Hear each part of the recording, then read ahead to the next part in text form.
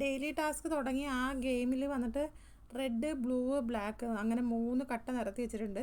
ആ ഓരോ കട്ടയുടെയും കളർ പറയുമ്പം റെഡ് പറയുമ്പോൾ റെഡിനകത്തോട്ട് ചാടണം, ബ്ലൂവിനകത്ത് നിൽക്കുകയാണെങ്കിൽ അതിനൊക്കെ റെഡിൽ നിന്ന് ബ്ലാക്ക് പറഞ്ഞാൽ ബ്ലാക്കിനകത്ത് ചാടണം. അപ്പം ബ്ലൂവിൽ ടച്ച് ചെയ്യാൻ പാടില്ല. അങ്ങനെയൊക്കെയാണ് ഗെയിം. ഒരാളുടെ പുറകെ അടുത്ത ആൾ അങ്ങനെ വരിയായിട്ടാണ് എല്ലാവരും നിൽക്കുന്നത്.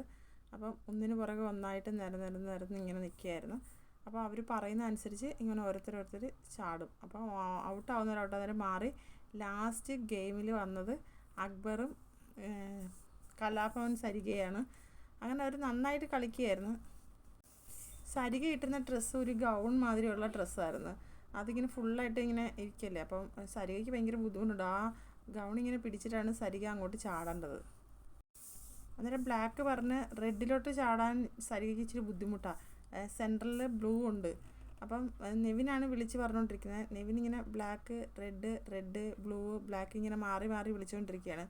അപ്പം ലാസ്റ്റ് വന്നപ്പം സരികയ്ക്ക് ആ ഗൗണ് പിടിച്ചിട്ടിങ്ങനെ ചാടുമ്പോൾ ഭയങ്കര ബുദ്ധിമുട്ടുണ്ട്. എന്നാലും ലാസ്റ്റ് വരെ സരിക നിന്നെന്നുള്ളതാണ് അക്ബറിൻ്റെ കൂടെ.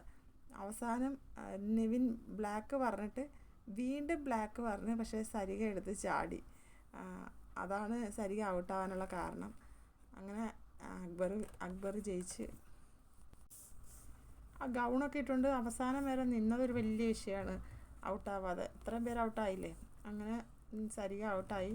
അപ്പം അക്ബർ ജയിച്ച ഉടനെ അക്ബർ സ്വന്തമായിട്ട് വിളിച്ച് പറയുന്നത്, വാശിയേറിയ പോരാട്ടത്തിൽ തൃശ്ശൂരിൻ്റെ അഭിമാനമായ അക്ബർ ഈ ഗെയിമിൽ ജയിച്ചിരിക്കുന്നു. ബിഗ് ബോസ് എല്ലാവർക്കും മന്തി എന്ന് അക്ബർ വിളിച്ച് പറയുന്നു.